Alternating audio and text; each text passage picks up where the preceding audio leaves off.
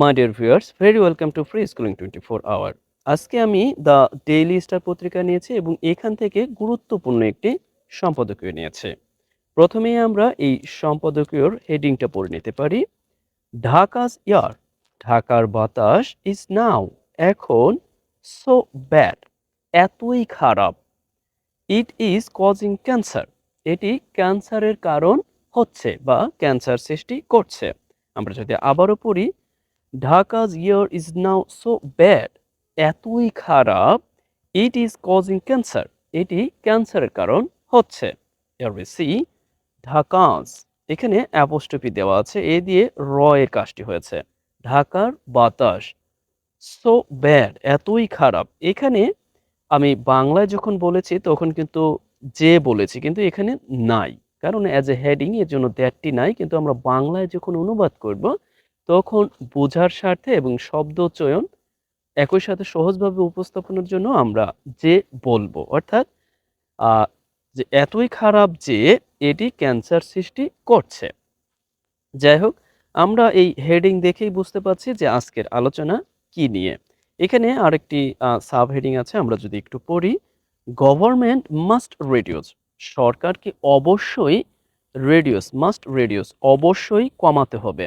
আমরা জানি যখন এই মাস্ট মডেল অক্সিলারি ভার্ব ব্যবহার হয়, এরপরে একটি ভার্বের বেস ফর্ম ব্যবহার হয়, অর্থাৎ বেস ফর্ম মাস্ট রিডিউস, অবশ্যই কমাতে হবে। দ্য টক্সিসিটি, অর্থাৎ বিষাক্ততা কমাতে হবে, থ্রু মধ্য দিয়ে, ডিসিসিভ স্টেপস অর্থাৎ সিদ্ধান্তমূলক অথবা গঠনমূলক সিদ্ধান্তের মধ্য দিয়ে সরকারকে অবশ্যই এই বিষাক্ততা কমাতে হবে। ওকে, আমরা এখান থেকে যে ভোকাবুলারি আমরা নোট ডাউন করতে পারি, যে রেডিউস অর্থাৎ কমানো বা কমাতে, ডিসিসিভ স্টেপস দ্যাট মিনস সিদ্ধান্তমূলক আর গঠনমূলক সিদ্ধান্ত, থ্রু মধ্য দিয়ে, টক্সিসিটি দ্যাট মিনস টক্সিসিটি অর্থাৎ বিষাক্ততা। ওকে, আর এখান থেকে আমরা এই কজিংকে নোট ডাউন করতে পারি। এরপরে সো ব্যাড, এতই খারাপ, এই ব্যাপারটাকে একটু অবলোকন করতে পারি। যাই হোক, আমরা হেডিং এবং সাব হেডিং পড়ে যা বুঝতে পারলাম তা হলো আমাদের ঢাকার বাতাসের যে বিষাক্ততা এবং যা ক্যান্সার সহ অন্যান্য যেই রোগ সৃষ্টি করছে সেই বিষয় মূলত আজকের আলোচনা। আমি মূলত এই বিষয়গুলোকে বেশি প্রাধান্য দিই এবং এই জন্যই মূলত এই ধরনের এডিটোরিয়ালস এবং সম্পাদকীয় আমি সাধারণত অনুবাদ করে থাকি। আশা করি আপনাদের ফোকাস রাইটিং এবং সাথে ফ্রি হ্যান্ড রাইটিং এবং অন্যান্য কম্পোজিশন বা ইংলিশ রাইটিং এর জন্য অনেক বেশি কাজে দিবে। বরাবরের ন্যায় আমরা এখান থেকে ভোকাবুলারি, ইংলিশ গ্রামার এবং ট্রান্সলেশনের খুঁটিনাটি বিষয় সম্পর্কে অবগত হব। এখানে আরেকটি সাব হেডিং দেওয়া আছে, আমরা যদি এখানে দেখুন কত সুন্দর ঢাকা এবং এই যে কত সুন্দর আকাশ, কিন্তু তার মাঝে দেখুন এই যে কালো ধোঁয়া, অর্থাৎ এই ক্র্যাকলিং অর্থাৎ এই যে ইটের ভাটা থেকে ছড়িয়ে পড়ছে। এখানে বলা হয়েছে the daily star view on, অর্থাৎ ডেইলি স্টারের চোখ, ক্যান্সার কজিং এলিমেন্টস অর্থাৎ ক্যান্সার সৃষ্টিকারী যে উপাদান আছে, ফাউন্ড ইন ঢাকাস এয়ার অর্থাৎ ঢাকার বাতাসে ক্যান্সার সৃষ্টিকারী যেই উপাদান তা পাওয়া গিয়েছে। এখানে লেখা আছে, হেডিং তো এজন্য এখানে অক্সিলারি ভার্ব নাই, পরিবার। যাই হোক, আমরা মূল আলোচনায় যেতে পারি। আমি প্রথমে অক্ষর বাই অক্ষর পড়ব এবং অনুবাদ করব। Please take it easily. এরপরে আমি একসাথে বলার চেষ্টা করব। দয়া করে নোট ডাউন করতে পারেন অথবা আপনারা কমেন্টসের মাধ্যমে সাথে সাথে ইনস্ট্যান্টলি আমাকে অবগত করতে পারেন। ওকে, এয়ার পলিউশন অর্থাৎ এই বায়ু দূষণ হ্যাজ বিন দ্যাট মিনস হয়েছে। আ মেজর সোর্স, মেজর সোর্স অর্থাৎ একটি প্রধান উৎস, অফ ইল হেলথ অর্থাৎ অসুস্থ স্বাস্থ্যের একটি প্রধান উৎস হয়েছে এই air pollution. For Dhaka's dwellers অর্থাৎ ঢাকার বাসিন্দাদের জন্য। আমি যদি এই ঢাকার্স দেখুন, একটু লক্ষ্য করুন, ঢাকার্স জুয়েলার্স ঢাকার বাসিন্দাদের জন্য, ফর মেনি ইয়ার্স অর্থাৎ অনেক বছর ধরে।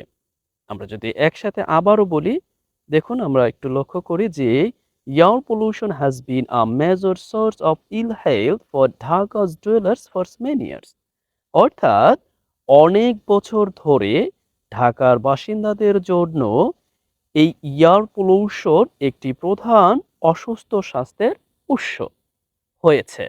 ওকে, আশা করি বুঝতে পেরেছেন।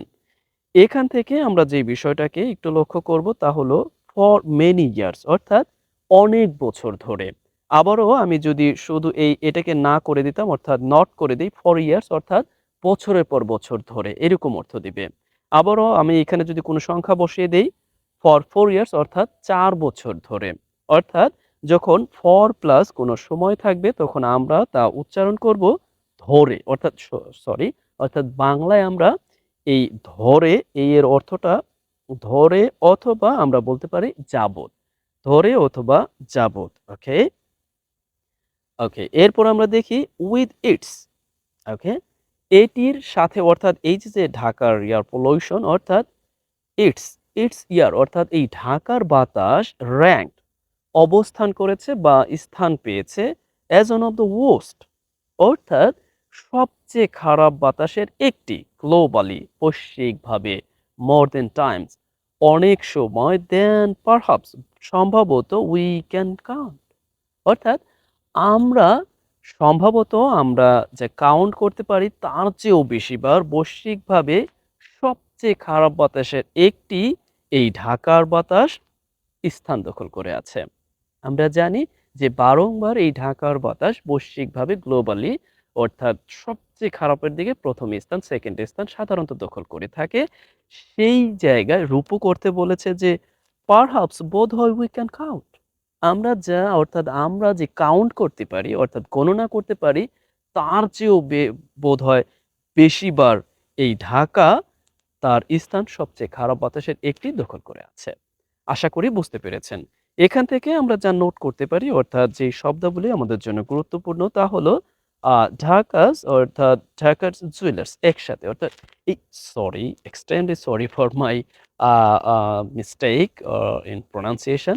ওকে, দ্যাট মিনস এটা হচ্ছে dwellers. Okay, dwellers that means হচ্ছে বাসিন্দা। এই ডুয়েলার্স এর আরো ৩ টি কমপক্ষে ৩ থেকে ৪ টি সিনোনিমাস ওয়ার্ড আছে অর্থাৎ প্রতিশব্দ আছে। আমি আশা করব আপনি এই ডুয়েলার্স এর আরো ৩ টি প্রতিশব্দ আমাকে লিখে দিবেন। এটাই আপনার জন্য কাজ। আর এটাই আপনাকে খুব বেশি ভোকাবুলারি বিল্ড আপ এর জন্য সহায়তা করবে। অর্থাৎ আপনার কাজ আমি দিয়ে দিলাম এই ডুয়েলার্স অর্থাৎ বাসিন্দা অর্থাৎ যারা বাস করেন এইরকম এর সেম প্রতিশব্দ আরো কয়েকটি আমাকে লিখে দিবেন। এরপর আমরা দেখি নাও এ স্টাডি। এখন একটি গবেষণা as per a report by this paper মানে অ্যাজ পার আ রিপোর্ট অর্থাৎ এই পেপারের দ্বারা একটি রিপোর্ট সংবাদ অনুযায়ী অ্যাজ পার অনুযায়ী সংবাদ অনুযায়ী হ্যাজ ফাউন্ড অর্থাৎ এই স্টাডিটা অর্থাৎ একটি গবেষণা হ্যাজ ফাউন্ড দেখেছে যে হ্যাজ ফাউন্ড দ্যাট দেখেছে যে দ্য কনসেন্ট্রেশন এই কনসেন্ট্রেশন অর্থাৎ কেন্দ্রবিন্দু আবার অনেকাংশে এটা বোঝা হচ্ছে ঘনত্ব অর্থাৎ কনসেন্ট্রেশন অফ কার্সিনোজেনিক এলিমেন্টস অর্থাৎ এই কার্সিনোজেনিক এর অর্থটা হচ্ছে এই ক্যান্সারজনিত উপাদানের ঘনত্ব অর্থাৎ আমরা যদি আবারও একটু দেখি now a study as per report by this paper এই পেপার অর্থাৎ এই সংবাদের একটি রিপোর্ট এর অনুযায়ী এখন একটি স্টাডি হ্যাজ ফাউন্ড দেখেছে যে the concentration of carcinogenic elements অর্থাৎ ক্যান্সারজনিত উপাদানের ঘনত্ব পাওয়া গিয়েছে অথবা ঘনত্ব দেখেছে যে সাচ অ্যাজ যেমন arsenic, lead and cadmium in Dhaka's air অর্থাৎ ঢাকার বাতাসে কি এই আর্সেনিক পাওয়া গিয়েছে, লেড এবং ক্যাডমিয়াম যা ক্যান্সারজনিত উপাদানের ঘনত্ব পাওয়া গিয়েছে। ওকে, এরপরে আমরা এখানে লক্ষ্য করি যে ইজ অলমোস্ট অর্থাৎ এই যে ঢাকার বাতাসে আর্সেনিক, লেড, ক্যাডমিয়াম পাওয়া গিয়েছে ক্যান্সারজনিত উপাদান এইগুলো অলমোস্ট ডাবল ইতিমধ্যেই একেবারে ডাবল হয়েছে অলমোস্ট ডাবল অলমোস্ট মানে প্রায় একেবারে ডাবল অর্থাৎ দ্বিগুণ দ্য লিমিট সেট অর্থাৎ যে সীমা নির্ধারণ করা হয়েছে লিমিট সেট বাই অর্থাৎ নির্ধারণ করা set by the World Health Organization WHO অর্থাৎ WHOর দ্বারা যেই লিমিট নির্ধারণ করা হয়েছে ইয়ার অর্থাৎ এই ইয়ারের বাতাসের সেই বাতাসের যে লিমিট নির্ধারণ করা হয়েছে ক্যান্সারজনিত উপাদানের, তার চেয়েও ডাবল হয়েছে এই ঢাকার বাতাসের যে ক্যান্সারজনিত উপাদান আছে। ওকে, আমরা আবারও পড়ব। আমরা একটু পরের ধাপে যাই। এরপর আমরা এখানে দেখতে পাচ্ছি, এখানে বলা আছে যে দেয়ার আর অলসো হাই কনসেনট্রেশন, অর্থাৎ দেয়ার আর অলসো আরও আছে যে হাই উচ্চ মাত্রার হাই ক্যান্সার কজিং অর্থাৎ ক্যান্সার সৃষ্টিকারী উপাদানের ঘনত্ব কোবল্ট দেয়ার। দ্যাট মিনস যে আরও আছে, সেখানে আরও কি আছে? কোবল্ট। কোবল্ট একটি ক্যান্সার জনিত যে উপাদানের একটি, অর্থাৎ আমরা এখানে বলতে পারি যে high concentration of cancer causing cobalt there. Okay, and this is frightening. এটি this is quite frightening. Quite মানে পুরোপুরি, অ্যান্ড ফ্রাইটেনিং ভয়ঙ্কর বা তাসের বিষয়। টু সে দ্য লিস্ট, অর্থাৎ অন্তত বলা যায়। টু সে বলা যায়, অ্যাট লিস্ট অর্থাৎ অন্তত, and this is quite frightening এটা নিঃসন্দেহে তাসের বা ভয়ঙ্কর। ওকে, আমরা আবারও একটু দেখব, তারপরে আমরা একটু সামনে যাই। পরে আবারও ভোকাবুলারি বিল্ড আপের জন্য আমরা আবারও একটু রিভিশন দেব। এরপর আমরা দেখি যে WHO এস্টিমেটস, অর্থাৎ অনুমান করেছে বা এস্টিমেট আমরা অনেক সময় বলে থাকি। পরিসংখ্যান করেছে এই যে বাই দ্য 2050, অর্থাৎ কোনো সালের পূর্বে, ভবিষ্যতে কোনো সালের পূর্বে সাধারণত আমরা বাই ব্যবহার করে থাকি এই অর্থে দিয়ে, অর্থাৎ 2050 সালের মধ্যে অথবা 2030 সালের মধ্যে বাই 2030, এইভাবে আমরা এই বাই প্রিপোজিশনটা ব্যবহার করতে পারি। ওকে, বাই 2050 2050 সালের মধ্যে the number of cancer patient, অর্থাৎ এই ক্যান্সার রোগীর সংখ্যা মে মোর দেন ডাবল, অর্থাৎ 2 গুণেরও বেশি হবে। আমরা জানি যে আমাদের দেশে ক্যান্সার সংখ্যা তড়িৎ গতিতে বাড়ছে। অনুমান করা হচ্ছে যে এই যে 2050 সালের মধ্যে ক্যান্সার রোগীর সংখ্যা ডাবলেরও, অর্থাৎ 2 গুণেরও বেশি হবে। লাং ক্যান্সার, ওকে, ফুসফুস ক্যান্সার, এটা হচ্ছে সবচেয়ে মারাত্মক। বাংলাদেশের প্রেক্ষাপটে নয়, শুধুমাত্র বৈশ্বিক পরিস্থিতিতেই এই লাং ক্যান্সার মারাত্মক আকার ধারণ করেছে। Lung cancer is one of the most common forms of disease, অর্থাৎ যতগুলো রোগ আছে, রোগের গঠন আছে, তার মধ্যে এই লাং ক্যান্সার সবচেয়ে কমন।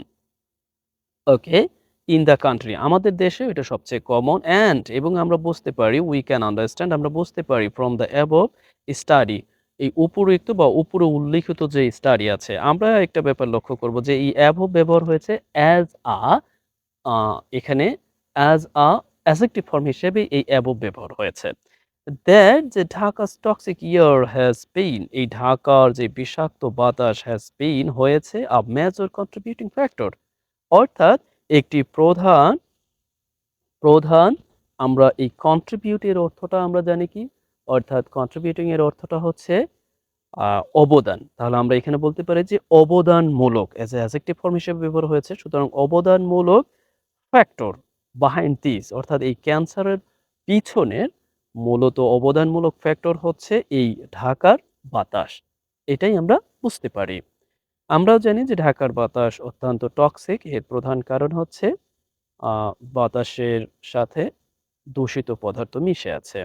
এরপর আমরা দেখি যে these carcinogenic, অর্থাৎ এই আ ক্যান্সারজনিত এলিমেন্টস come from, আসে from lead acid battery, lead acid battery থেকে। E-waste recycling, অর্থাৎ E-waste recycling বলতে আমরা বুঝি যে এই যে মোবাইল, ল্যাপটপস বা এটা সেটা বা ডিজিটাল টেকনোলজি বেসড ডিভাইস সমূহ যা recycling industries and coal fired brick kilns, অর্থাৎ আমরা জানি যে এই যে ইট উৎপাদন করা হয় বিশেষ করে কোল, এই কয়লা ব্যবহার করে। কয়লা পুড়িয়ে যে ইট উৎপাদন করা হয়, ইট পোড়ানো হয়, সেখান থেকে অ্যাজ ওয়েল অ্যাজ এবং হাই ইমিটিং, হাই ইমিটিং অর্থাৎ উচ্চ উৎকিরণ, এই যে ধোঁয়া বের করে যেটা, হাই ইমিটিং আনফিট ভেহিকলস, অর্থাৎ অনুপযুক্ত, অনুপযুক্ত যে যানবাহন আছে, এখান থেকে যে উচ্চ উৎকিরণ যে ধোঁয়া, এগুলো থেকে মূলত এই কার্সিনোজেনিক এলিমেন্টস গুলা, অর্থাৎ এই ক্যান্সারজনিত এলিমেন্টস গুলা সাধারণত আসে। আমরা এটা সবাই অবগত, কিন্তু কিছুই করার নেই। আমাদের ভুগতে হবে, আমরা ভুক্তভোগী। দ্য ব্লাড লিড লেভেল, অর্থাৎ ব্লাডে যে লেডের লেভেল, লেড একটি পদার্থ, অর্থাৎ ক্যান্সারজনিত একটি পদার্থ। লেড ইন চিলড্রেন পার্টিকুলারলি মানে বিশেষ করে শিশুদের মধ্যে এই ব্লাড লেড বিশেষ করে আর ভেরি হাই অনেক বেশি with around and okay with around 35 million children in Bangladesh being affected. Sorry, অর্থাৎ affected that means প্রভাবিত হচ্ছে কি ৩৫ মিলিয়ন চিন্তা করা যায় ৩৫ মিলিয়ন অর্থাৎ ১,১০,০০,০০০ এভাবে যদি আমরা হিসাব করি তাহলে ৩৫ মিলিয়ন ওকে এরপরে আমরা দেখি যে উই ক্যান অ্যাজিউম আমরা অনুমান করতে পারি যে ফর দ্য চিলড্রেন শিশুদের জন্য ইন ঢাকা ঢাকায় শিশুদের জন্য অ্যান্ড আদার এরিয়াস এবং অন্য অন্য এরিয়া হোয়ার ইন্ডাস্ট্রিয়াল প্রসেসেস ওকে ইন্ডাস্ট্রিয়াল যে প্রসেসিং আছে আর কনসেন্ট্রেটেড অর্থাৎ যেখানে মানে ইয়া করা হয় কেন্দ্রীভূত করা হয় বা যেখানে এই ইন্ডাস্ট্রিয়াল প্রসেসেসগুলো করা হয় অ্যান্ড এবং ট্রাফিক ইজ হেভি এবং ট্রাফিক অনেক বেশি and health risk will be quite high health risk সেখানে কি health risk will be quite high নিঃসন্দেহে বা পুরোপুরি কোয়াইট হাই অনেক বেশি এবার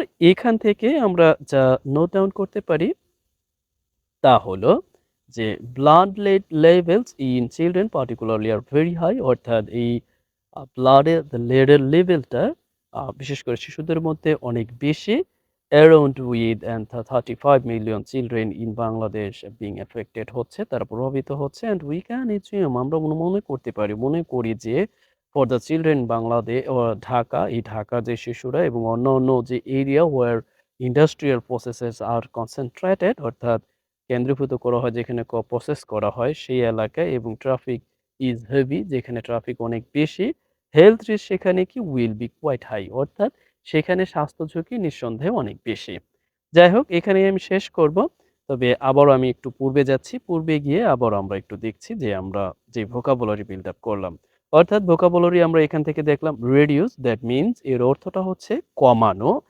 টক্সিসিটি বিষাক্ততা এরপরে আমরা এখানে দেখি যে ডিসিসিভ অর্থাৎ সিদ্ধান্তমূলক বা গঠনমূলক এই শব্দগুলো আপনারা দয়া করে যার যতগুলো জানা আছে দিস ইজ খুবই সুন্দর ব্যাপার কিন্তু যার জানা নাই অবশ্যই নোট করে অর্থাৎ নিচে কমেন্টস করে আমাকে জানাতে পারেন এটা আপনি শিখতে পেরেছেন বা এটা জানতে পেরেছেন বা এটা আপনি লিখে দেখালেন এখান থেকে আমরা দেখতে পারি ক্যান্সার কজিং এলিমেন্টস অর্থাৎ রোগ সৃষ্টিকারী ক্যান্সার সৃষ্টিকারী যে উপাদান ওকে এরপরে আমরা নোট করব যে আমি এই ডুয়েলার্স এর কাজ দিয়েছিলাম যে এর ৩ টি প্রতিশব্দ আপনারা আমাকে লিখে দিবেন।